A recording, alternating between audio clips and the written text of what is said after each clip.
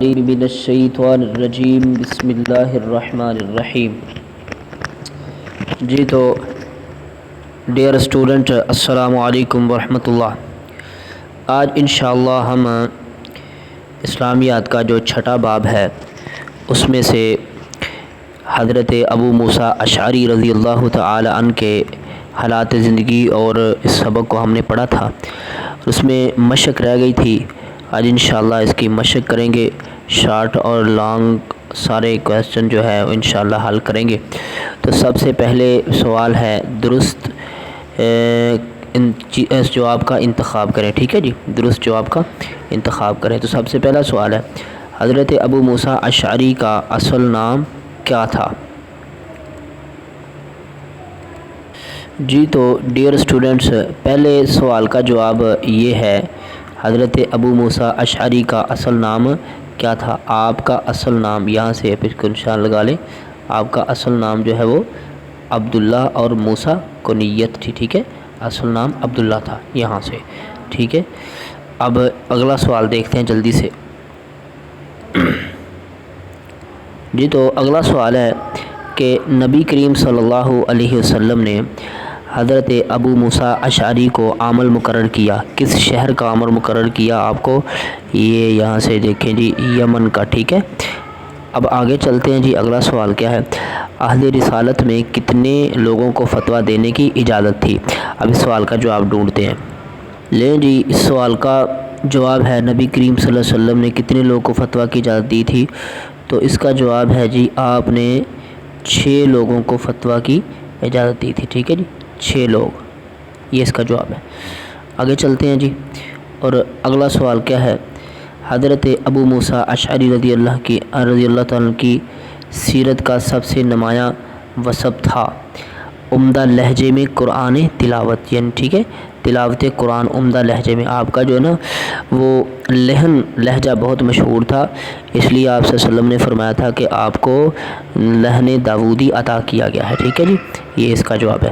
آگے چلتے ہیں، حضرت ابو موسیٰ اشعری رضی اللہ تعالی عنہ سے حدیث مروی ہیں، کتنی مروی ہیں جی؟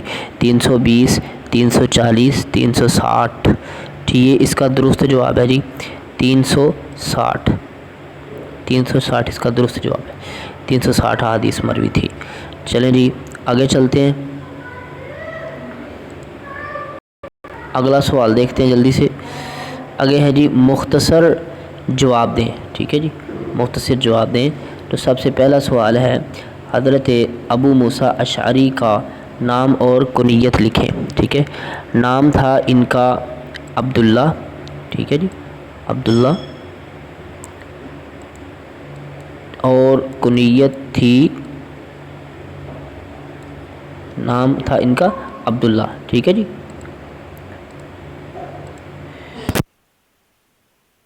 اگلا سوال ہے کہ ابو موسیٰ اشعری رضی اللہ عنہ کے قبول اسلام کے بارے میں آپ کیا جانتے ہیں؟ تو جلدی سے سبق سے ہم دیکھتے ہیں، ٹھیک ہے۔ مجھے تو الحمدللہ پتہ ہے، لیکن اب میں اپنے طلباء کے لیے کہ نشان لگوا دوں طلباء کو، ٹھیک ہے۔ یہاں سے آپ نے سبق چیز کو یاد کرنا ہے، قبول اسلام یہاں سے، ٹھیک ہے۔ حضرت ابو موسیٰ اشعری رضی اللہ تعالیٰ یمن کے رہنے والے تھے، راہ حق کی تلاش میں جب مکہ آئے تو وہاں کے انہوں نے کلمہ پڑھا، اور کلمہ پڑھنے کے بعد واپس گئے اور اپنے خاندان کے 50 لوگوں کو انہوں نے دعوت دے کر اپنے ہاتھ پہ مطلب کہ انہوں نے بھی ان کے ہاتھ پہ اسلام قبول کر لیا۔ آگے اگلا سوال ہے، حضرت ابو موسیٰ اشعری رضی اللہ کے کار ہائے نمایاں اپنے الفاظ میں تحریر کریں، ٹھیک ہے۔ جو ان کے کام ہیں وہ آپ نے اپنے الفاظ میں تحریر کرنے ہیں۔ سب سے پہلے تو آپ ان کا قبول اسلام لکھیں گے کہ قبول اسلام کے لیے یمن سے آئے حق کی تلاش کے لیے، ٹھیک ہے۔ پھر جا کے انہوں نے خود اللہ کے دین کی نشر و اشاعت کی، ٹھیک ہے، جس کی وجہ سے 50 لوگ مسلمان ہوئے، اور پھر انہوں نے ہجرت حبشہ بھی کی، ٹھیک ہے۔ حضرت جعفر طیار رضی اللہ تعالیٰ عنہ نے جس ہجرت مطلب دوسری ہجرت حبشہ میں انہوں نے بھی، پہلی ہجرت حبشہ میں حضرت عثمان تھے اور چند لوگ تھے، ٹھیک ہے، اور دوسری ہجرت حبشہ میں حضرت جعفر طیار تھے اور آپ کے ساتھ جو ہے نا وہ 82-83 مرد تھے، ٹھیک ہے نا۔ تو دوسری ہجرت حبشہ بھی انہوں نے کی ہے، ٹھیک ہے۔ اس کے بعد اگلی بات یہ ہے کہ یہ اس وقت واپس آئے ہیں جب اللہ کے نبی علیہ السلام خیبر فتح کر چکے تھے، مدینہ کے راستے پہ چڑھ چکے تھے، اور پھر انہوں نے مطلب یہ بہت زیادہ علمی بھی تھے۔ جن 6 لوگوں کو آپ نے فتوے کا اجازت دی ہوئی تھی ان میں سے یہ تھے۔ ان کا قرآن کا پڑھنے کا جو ہے وہ بڑا پیارا انداز تھا، ٹھیک ہے۔ تو نبی علیہ السلام فرمایا کرتے تھے کہ آپ کو اللہ نے داودی لحن دیا ہے۔ یہ ساری چیزیں آپ اس میں لکھیں گے، اور پھر آپ نے نبی علیہ السلام نے ان کو جو ہے نا یمن کی طرف جو ہے وہ عامل بنا کے بھی بھیجا، اور کئی نصیحتیں بھی فرمائی۔ یہ سارا کچھ آپ نے اس سبق میں تحریر کرنا ہے جی۔ تو ڈیئر اسٹوڈنٹس، اگلا سوال ہے کہ حضرت ابو موسیٰ اشعری رضی اللہ تعالی عنہ نے کب اور کتنے برس کی عمر میں وفات پائی، ٹھیک ہے۔ تو اس کا یہ جواب ہے جی، ٹھیک ہے، اس کا جواب یہاں سے یاد کریں گے، کب اور کتنے برس میں کی عمر جو پا کے وفات پائی ہے، ٹھیک ہے۔ حضرت ابو موسیٰ اشعری رضی اللہ تعالیٰ عنہ ذو الحج کے مہینے میں 44 ہجری کو وفات پائی۔ وفات کے وقت آپ کی عمر جو ہے وہ 61 برس تھی، ٹھیک ہے جی۔ اب جلدی سے اگلا سوال پڑھتے ہیں۔ اگلا سوال ہے جی، حضرت ابو موسیٰ اشعری رضی اللہ تعالی عنہ کو عامل مقرر کرتے وقت نبی کریم صلی اللہ علیہ وسلم نے کیا ارشاد فرمایا تھا؟ جلدی سے سبق سے دیکھ لیتے ہیں جی۔ لیں جی طلباء، اس کا جواب یہ ہے جی، نبی کریم صلی اللہ علیہ وسلم نے جب انہیں ابو موسیٰ اشعری رضی اللہ تعالیٰ کو، معاذ ابن جبل کو جب آپ نے یمن کی طرف عامل بنا کے مقرر کیا، ٹھیک ہے، بھیجا، تو آپ نے فرمایا تھا یسروا ولا تعسروا وبشروا ولا تنفروا وتعاوعوا ولا تختلفا، ٹھیک ہے، آسانی کرو، ٹھیک ہے، آسانی کرو، یسروا آسانی کرو، ولا تعسروا تنگی نہ کرو، خوشخبری دو نفرت نہ پھیلاؤ، اور آپس میں اختلاف نہ کرنا بلکہ اتفاق کے ساتھ رہنا۔ اگلا سوال دیکھتے ہیں جلدی سے جی۔ اگلا سوال ہے، ٹھیک ہے، حضرت ابو موسیٰ اشعری رضی اللہ تعالیٰ عنہ کے حالات زندگی تحریر کریں۔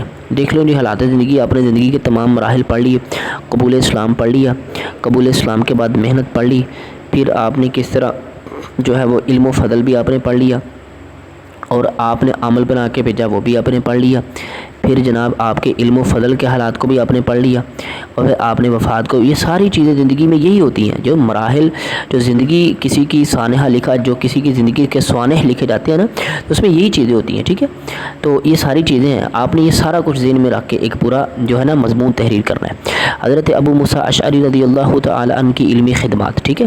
تو یہ جلدی سے میں نشان آپ کو لگوا دیتا ہوں کہ علمی جو خدمات ہیں وہ کیا ہیں ان کی، ٹھیک ہے، یہاں سے، ٹھیک ہے، یہ اشاعت علم سے، یہاں سے اشاعت علم، ٹھیک ہے، یہ ہے اس کا قرآن و سنت کی اشاعت اور دوسرے تک پہنچانے کے لیے زندگی بھر میں کوشاں رہنا، ٹھیک ہے، یہ سارا آپ نے یاد کرنا ہے۔ اب جلدی سے دیکھتے ہیں، اس کے آگے کوئی سوال نہیں ہے، ٹھیک ہے، انشاءاللہ اب دوبارہ آئندہ سبق میں ملیں گے۔ آئندہ سبق میں ہم نے عبداللہ بن عمر بن عاص رضی اللہ تعالیٰ کے حالات زندگی کو پڑھنا ہے، ٹھیک ہے۔ تو چلیں اسٹوڈنٹ، تب تک کے لیے اللہ حافظ۔